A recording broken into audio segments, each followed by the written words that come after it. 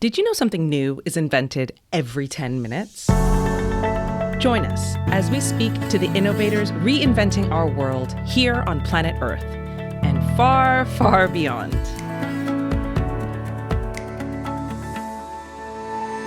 Welcome to GTWN Now, a podcast brought to you by the Global Telecom Women's Network and sponsored by CMS Global.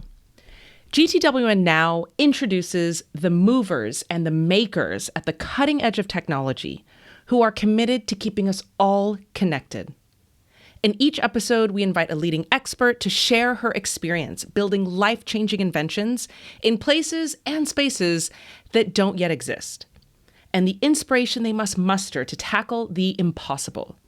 We also ask our guests to share tips, tools, and strategies to reach your own moonshot. I'm your host, Rosali Gitao, founder of Bixi FinTech for Women and Global Telecom Women's Network International Board member. Welcome to GTWN Now.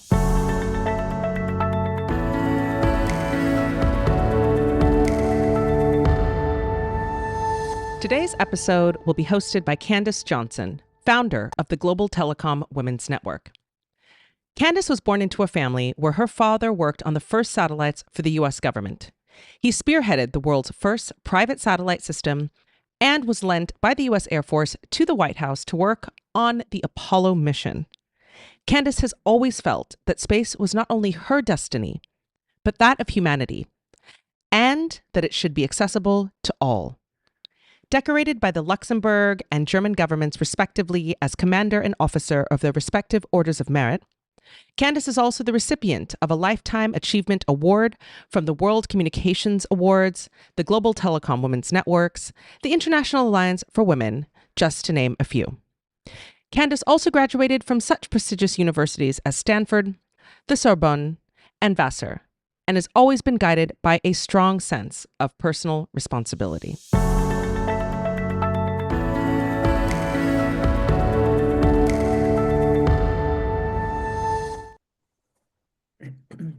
Welcome to the GTWN Now podcast series.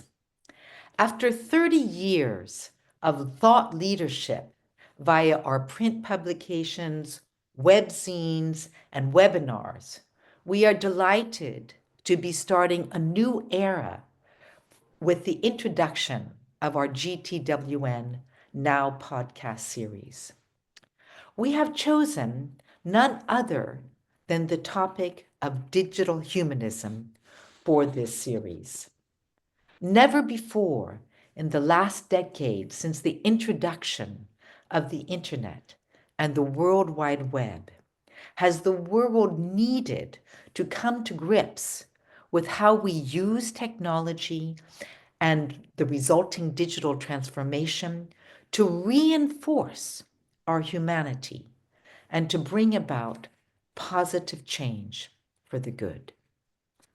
We are delighted to have Victoria Hernandez, GTWN President Europe, European Innovation Council Fund jury member, and former executive chair of Orange Spain and senior international vice president Proximus, to give us a primer on digital humanism and to prepare the series going forward.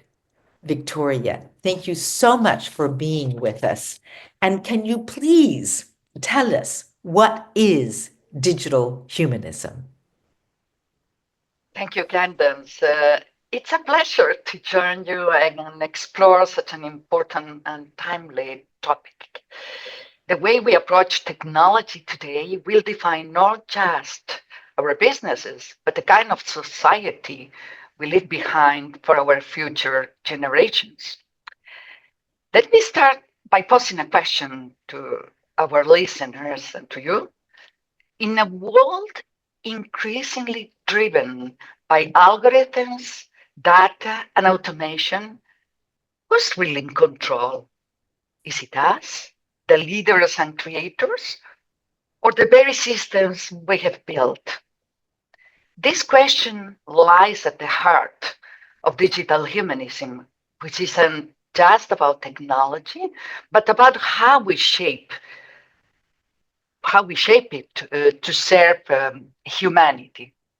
So, to go straight on to your question, Candace, digital humanism is the belief that humans, not algorithms, profit motives, or technological efficiency, should be at the center of how we design, develop, and use technology.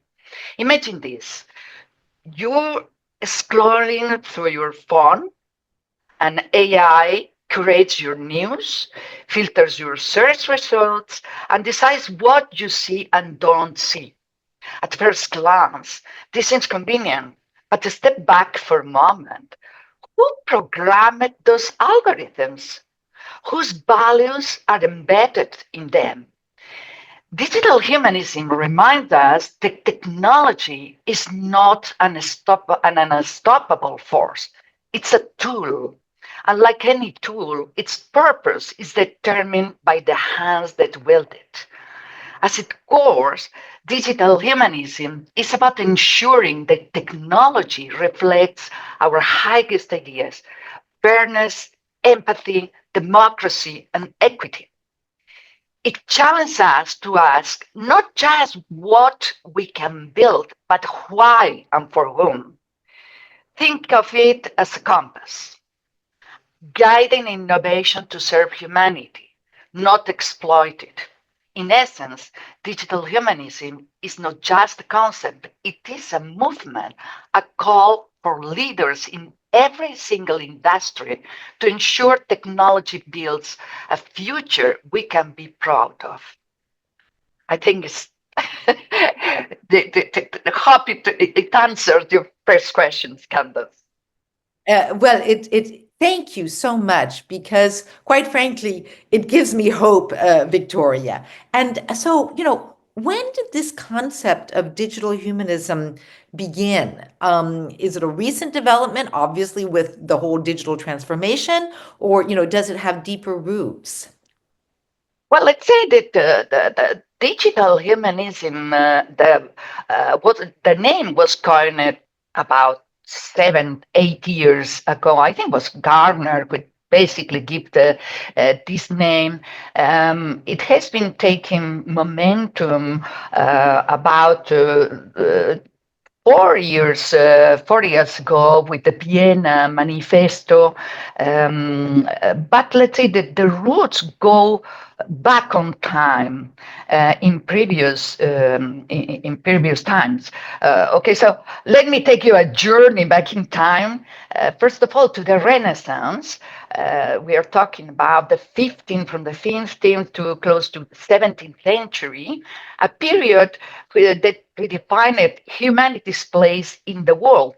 An example of Renaissance men is Leonardo da Vinci.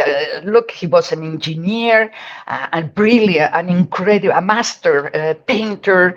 He succeeded in blending art and science to push boundaries and inspire generations. Fast forward afterwards. In the 18th century, we are in the Enlightenment period, or what we call the period of reason. Some of the major actors were, for example, Voltaire, and the critical thinking, the freedom, the human rights were at the front. These eras remind us of humanity's potential to create profound change when innovation is guided by values. You see, today we stand at a similar crossroad. Digital humanism is our modern renaissance and enlightenment, an opportunity to redefine progress in ways that align with the well-being of society, just as leader of the past balanced innovation with humanity. So much we in this age of technology. So you see, we are in an incredible and an exciting and risky moment and challenging moment as well. So yeah. So, yeah, so this is just so enlightening.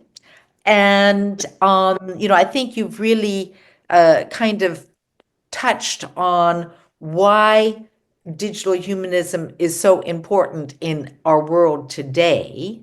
Can you also give us some examples, some practical examples of how digital humanism can be applied in real world scenarios and how perhaps digital humanism can address challenges like misinformation, surveillance, or AI bias?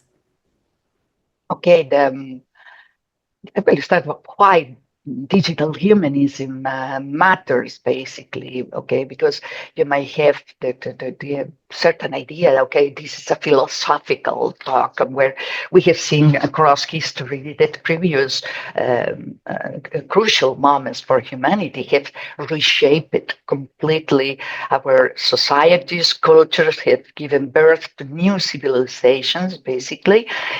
Why it matters. And I would say this especially to leaders, because technology is no longer just a tool to streamline processes. It's shaping culture, it's shaping economies and governance. Um, Think of the financial sector. Algorithms determine credit worthiness, in healthcare, AI diagnoses illness, in policy making, data analytics drive decisions. These advancements are incredible, but they come with risk. They come with bias in AI, erosion of privacy, and decisions made with limited accountability.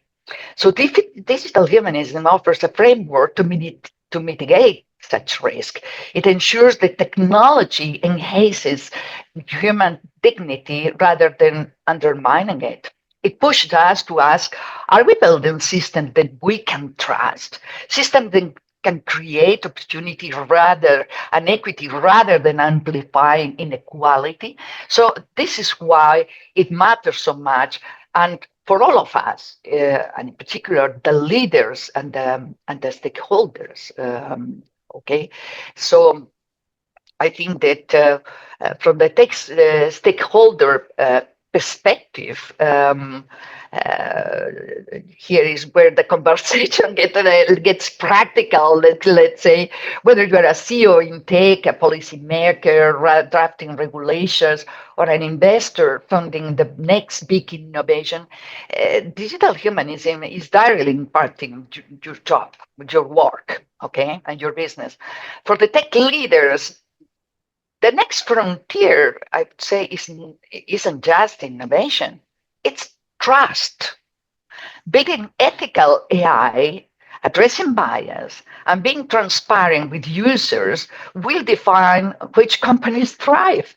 And when I mean trust, is trust from your customers, for your investors, for your business partners, and this in general for every single industry. Can we trust, that this is not just about IT? Can I trust the systems of such or company or such corporation or such industry? You see, for policymakers, crafting frameworks like GDPR, for example, is just the beginning. We know it's not perfect, but it's the most advanced privacy law in the world, which has been transported to many other countries outside Europe. In fact, but this is not about, regulating all the time. We need regulations that balance innovations with accountability, which I would say is a key word right now. We cannot stop. We do not have to stop innovation. We cannot stop progress, but we need accountability in the ones who develop such systems and ensure that technology doesn't erode democracy. You see, and for investors, I would say that ethical technology isn't just a moral imperative; it's an opportunity. ESG, environmental, social, and governance criteria are shaping investment decisions, and business that align with digital humanism will attract both capital and talent. Okay, no matter your sector, the principles of digital humanism, accountability, equity, and sustainability are the building blocks of resilient leadership in the digital age and future digital civilization.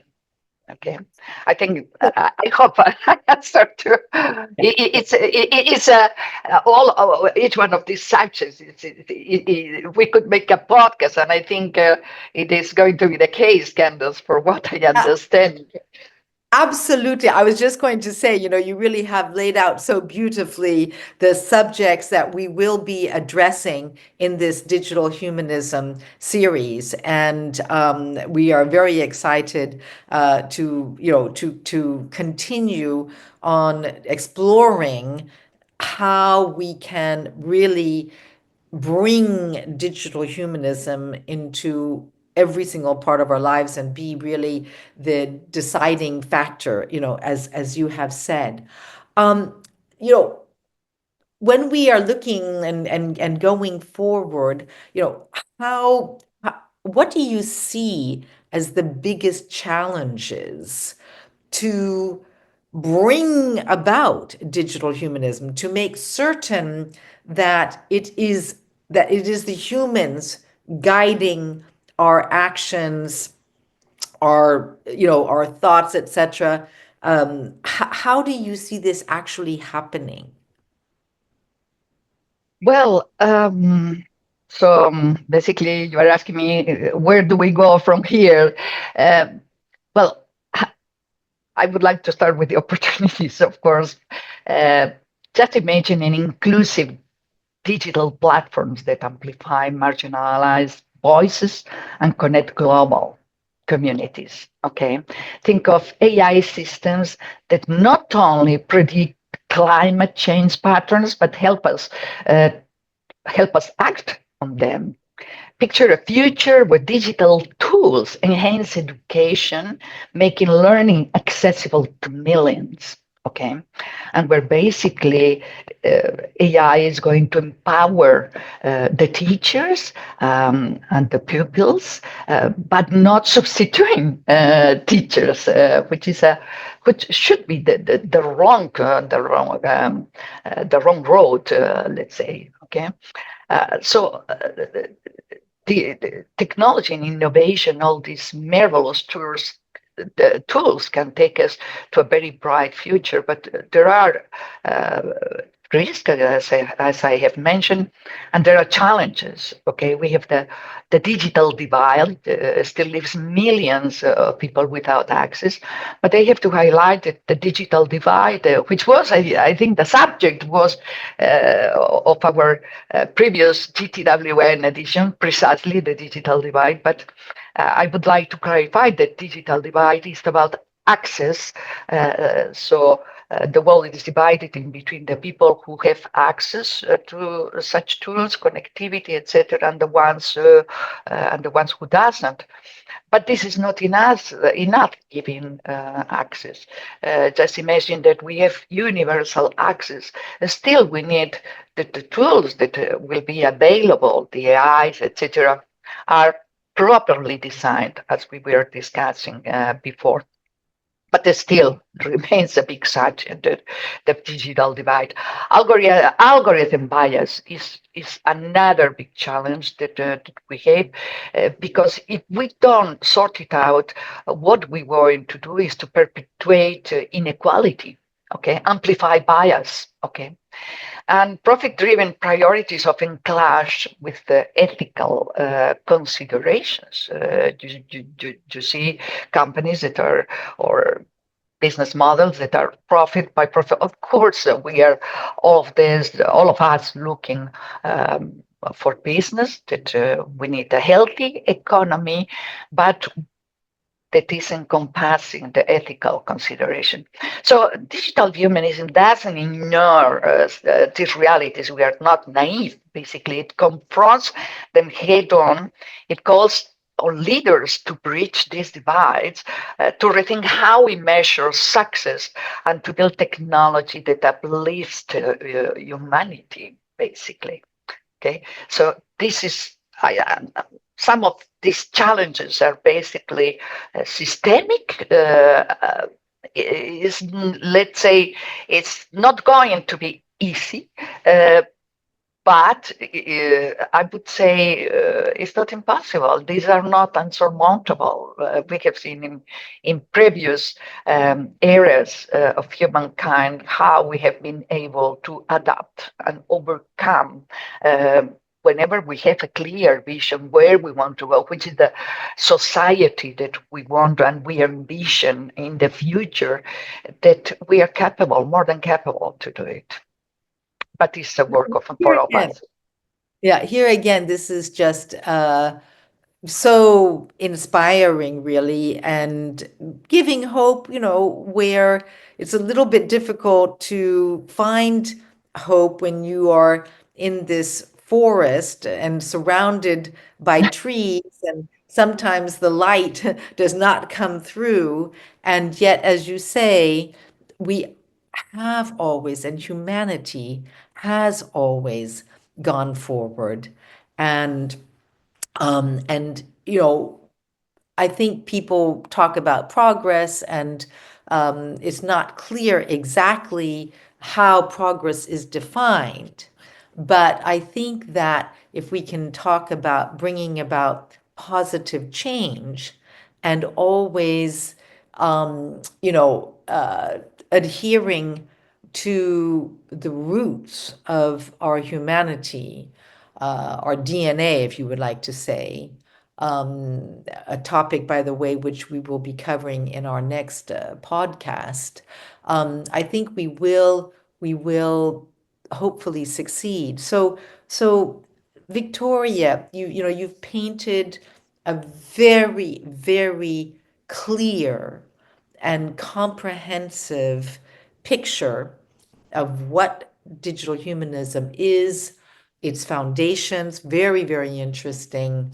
It's the challenges, but most importantly, the opportunities. So, what do you see as the next step? What is maybe your call to action? Well, before answering to this question, I would like to comment into what you were just saying, because um, for some of the listeners might be thinking, "Oh my God, this is such an idealistic route. This is going to be almost impossible." I would send the message that nothing is impossible. As Einstein said, nothing is impossible, only mathematically improbable, which means in this particular case might be difficult.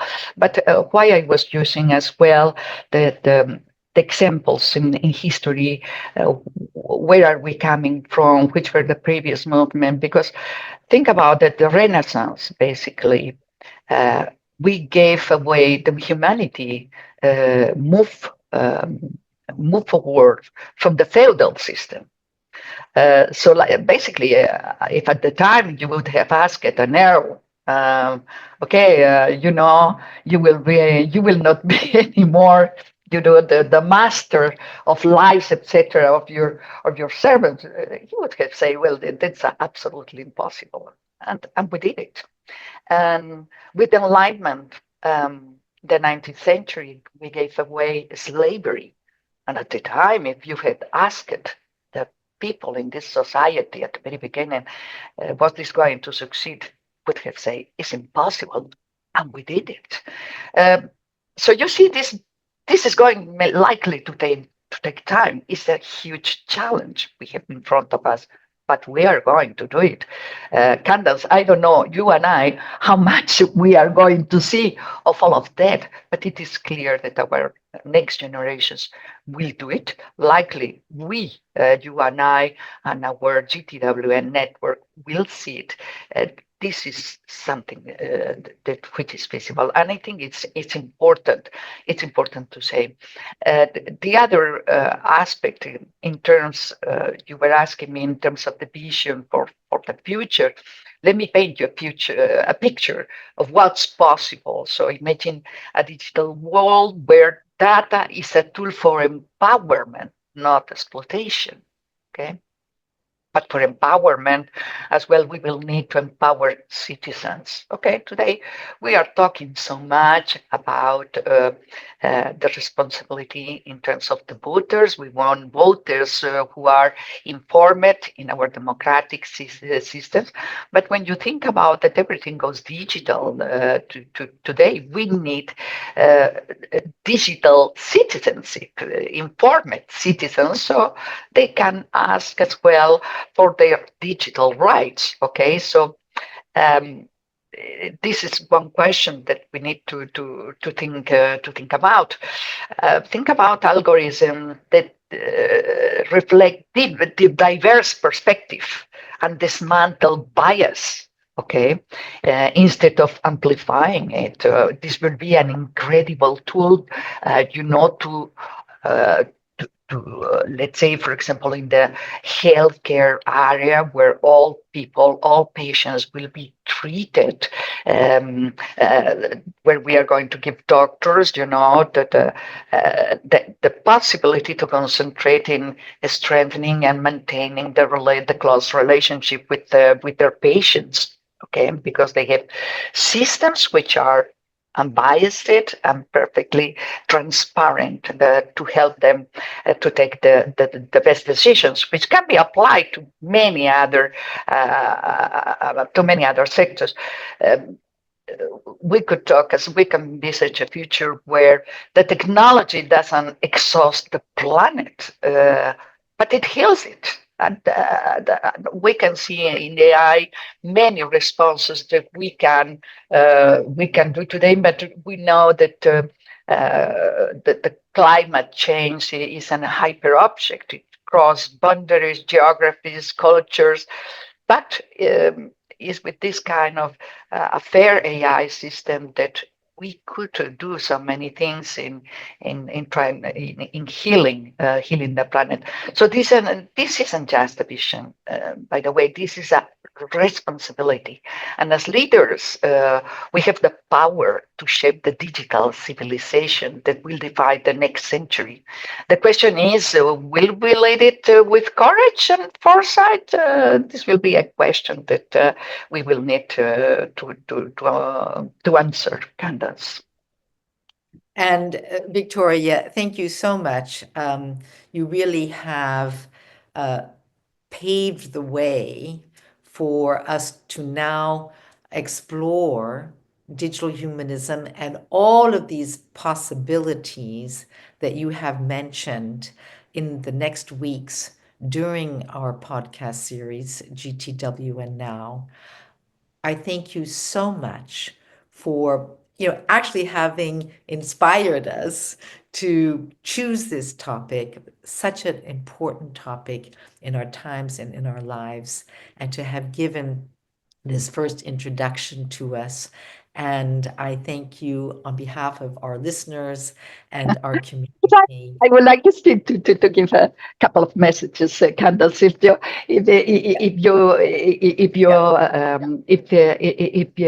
you allow me. Yeah, absolutely. Just go ahead. Yeah. I would like to send as well. I would like to take the opportunity to dismantle big fake news. Is the fact that please don't blame technology for the problems of our society. Okay, and I think this is an important message. The technology, misinformation, and employment. This is not the fault of technology. Okay, technology and innovation is going to amplify the existing problems of our society. Technology is a tool, and a marvelous tool. What digital humanism, and I think this is an important message as well for everybody, is going to do is to amplify the existing problems that have our society.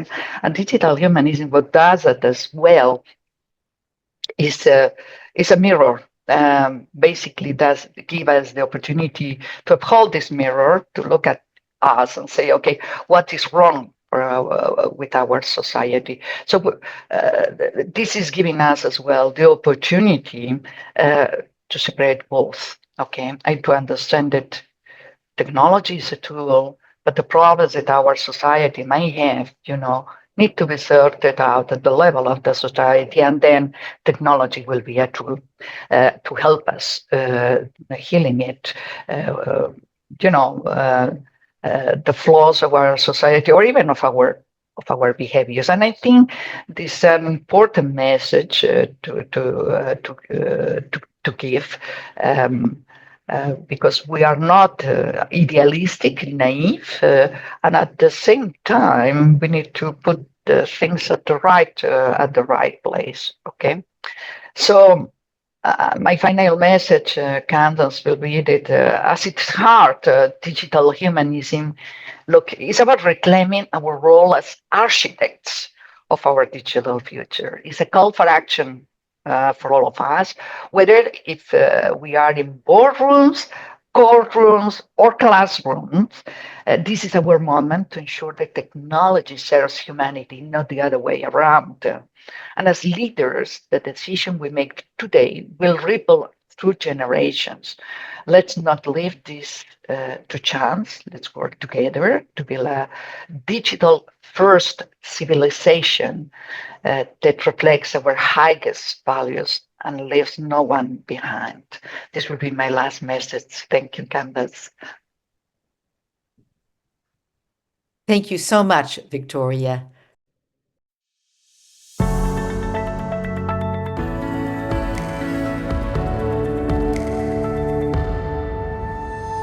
I want to thank our guest for joining today's episode of GTWN Now, and give a big thank you to our sponsors, CMS Global, for making this episode possible. Today's podcast will be available on our website, gtwn.org, Apple Podcasts, Spotify, and wherever else you get your podcasts. Don't forget to hit the subscribe button so you'll be notified when new episodes drop. I'm your host, Rosalie Gitau, GTWN International Board Member, wishing you a week of wonder.